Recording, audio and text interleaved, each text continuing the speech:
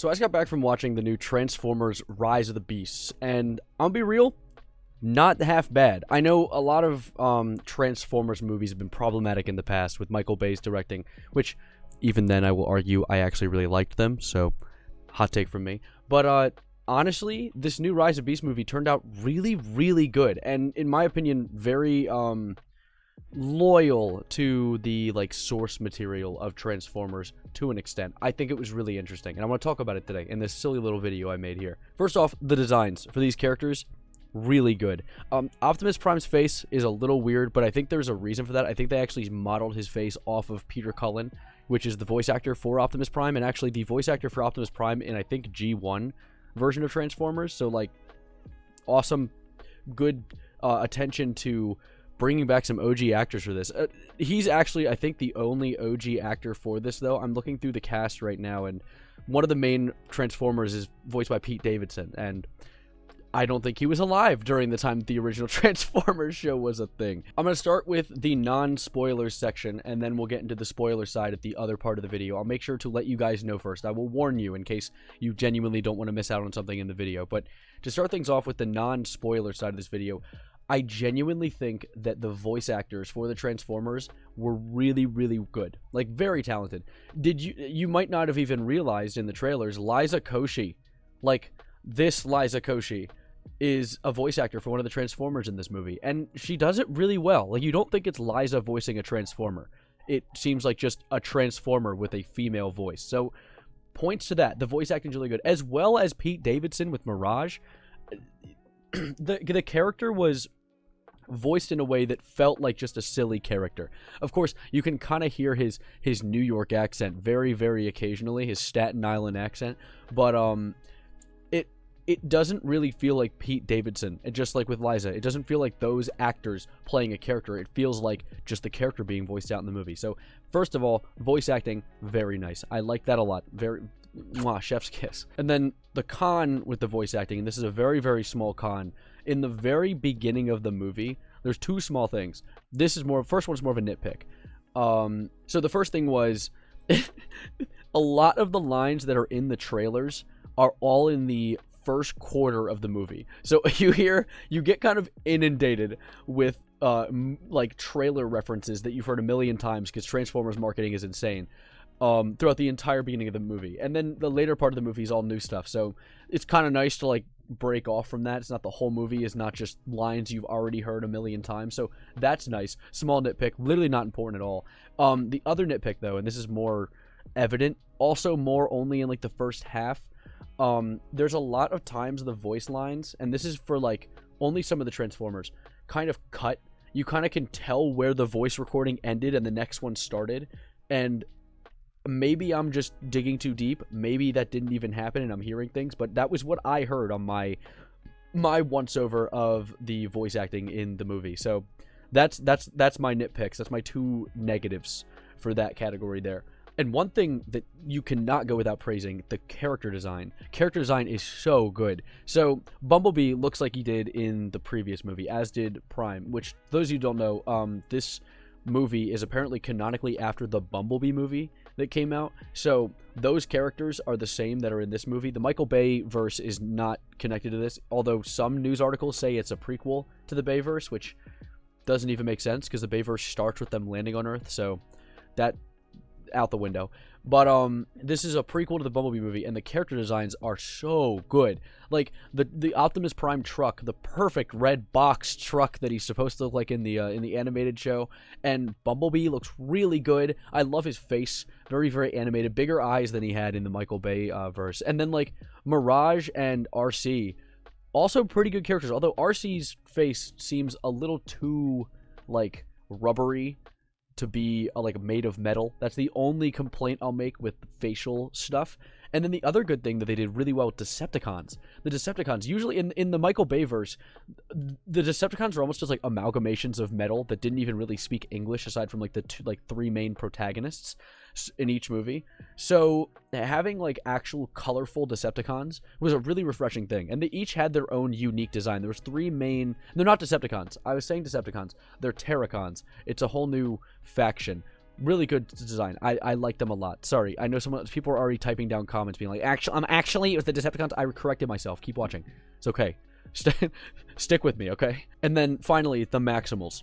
Really good design. If not some of my favorites in the movie. If not my bias for the original Transformers, of course, makes it so I love the Autobots. But the Maximals, for someone going in fresh, looks so good. Like, I love the idea of like the animal looking Transformer then turns into a person. You can see that in the trailer, so that's not a spoiler.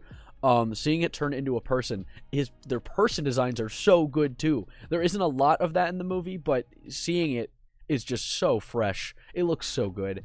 So yeah, that's also amazing, awesome stuff from this movie. Just very nice. I feel like all these movie review videos are just gonna be me praising the hell out of all these movies. Trust me, there are going to be times where I'll talk bad on movies. I just need to watch a bad movie first. There's a bad start into my new series. It's watching 2 bangers back to back. Although, going from Across the Spider-Verse into this is kind of unfair, because Across the Spider-Verse was like genuine peak cinema, and this I see where there could be nitpicks. So that's why I'm trying to be more nitpicky, because I want to try and actually be a critic. I don't want to just be like, movie good all the time. I loved it so much. But yeah, really good. Overall, awesome piece of media. I'm impressed. But I'm gonna move now into the spoiler side of this review now. So if you haven't seen it and you don't want to be spoiled, get out of here, man. First of all, Anthony Ramos as Noah Diaz. Oh my God, he carries the movie. He's such a good actor. He was also, I believe, Hamilton. And he was also the main character in another movie I really liked, and I totally forget the name of it, but it was like a musical. He's just such a good actor. Really good stuff from him, which I'm very happy about. That's actually something I wrote down. I'm actually taking notes because I'm trying to be a good movie reviewer here. There's something that I wish they did, though. So they talk about how he was once in the military, and one of the things they talk about when he's leaving to go help the Transformers, his brother's like, I don't want you to leave. I feel like it would have been really cool to add like an emotional tie to it, where it's like, I don't want you to leave again, kind of like how he left for the military. I feel like that would have been cool. Still, very simple nitpick, very small, but it's something interesting that could have added just a little bit of extra emotion to the scene going on. Another thing that I feel like could have used more emotion was, and this is a spoiler, we're in the spoiler section, just keeping you on that trail. So in the beginning of the movie, Bumblebee gets murdered. And to be honest, those of you that didn't know the Bumblebee was the prequel to this don't really have any emotional tie to Bumblebee, so it doesn't feel that huge. It's like very early in the movie that he gets shanked and shot, so that's not like an amazing way to send him off. I feel like that was kind of weird, but yeah, that's all. That's my whole nitpick on that. Another nitpick I want to say that's also in the spoiler thing, the museum owner, the person who owned the museum. Why would you own a museum if you're so completely stupid when it comes to history? Like, Elena, the girl who works in the museum, who's like one of our main characters, she's a big history buff. She knows everything about everything when it comes to history. But and she keeps telling her boss about this stuff, and she's always like, oh yeah, whatever, and then leaves. Or like I'm gonna go do you like my dress? Does my dress look good? I don't feel like a museum owner would be so shallow. I feel like that's a bit strange. But then again, it's whatever. It was not effective for the plot at all, so whatever. But yeah, that's another thing. Also, another nitpick, and then we'll get into more positives in the spoilers. So there's a whole thing about Optimus Prime not trusting humans because he blames himself or whatever. He doesn't trust people, and so the main character and him get kind of a back and forth in the beginning of the movie. But then the second they go to Peru, he's like, I trust you with this mission, and sends him off on a mission. Like, where did that come from? Where all of a sudden you trust this dude with a thing that could end the world that you need very bad? Where did that trust come from? Make it make sense, Optimus. But anyways, enough spoiling bad things. Let's spoil some good things. The battles, very good. The fights were awesome. I loved seeing the fight between Optimus and some of the other Autobots and the Terracons on the hill in Peru when they're falling down the hill. I think it was so cool seeing them fight, but not all at once. It wasn't like a battle of like 6-on-6 or something. It was like Optimus runs into Scourge and they do their fight, and then I think like Wheeljack gets into a fight with the other guy, I forget his name, the yellow one, and then finally the purple Terracon gets into a fight with some of the other ones. I think Bumblebee, and not Bumblebee, not there at that point. But really good battle. I thought that was an awesome battle on the hill. That was like memorable too. Although I feel like they very willfully and very, very frivolously destroyed ancient Aztec, like, temples with no thought in mind. That was a little careless of you, Optimus, but that aside, good fight. I thought it was very, very interesting to watch, and pretty cool seeing them all roll down the hill in different areas. Engaging. And then finally, the final battle. I think the final battle was really good. I think the final battle was really, really well put together. I liked how they all came together and fought at the end. I liked that the arrival of Bumblebee at the very, very end felt really cool, and just the overall fight and the way that things twist to eventually come to them beating the Terracons was very satisfying.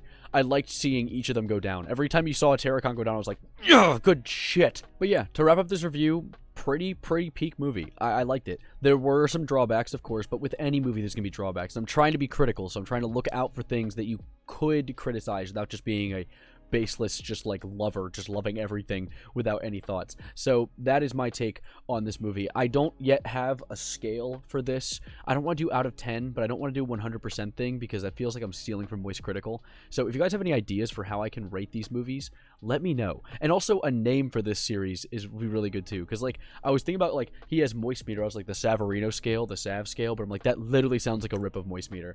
So yeah, a name for this series and a way for me to rate these movies would be really, really good, and I want to think on it. I'm going to brainstorm, but if any of you have any ideas in the comments, let me know. Also, if you have any thoughts on the movie that you like, comment down below. I really think it'd be cool. And if you're going to comment a spoiler, maybe type spoiler first so people don't accidentally spoil themselves. But yeah, thank you so much for being here. Thank you so much for watching. I hope you enjoyed. I hope you enjoyed the movie, and if you haven't watched it yet, I hope you do enjoy the movie because it's really good. And theater experiences are fun, or just wait for it to come out and watch it on your own.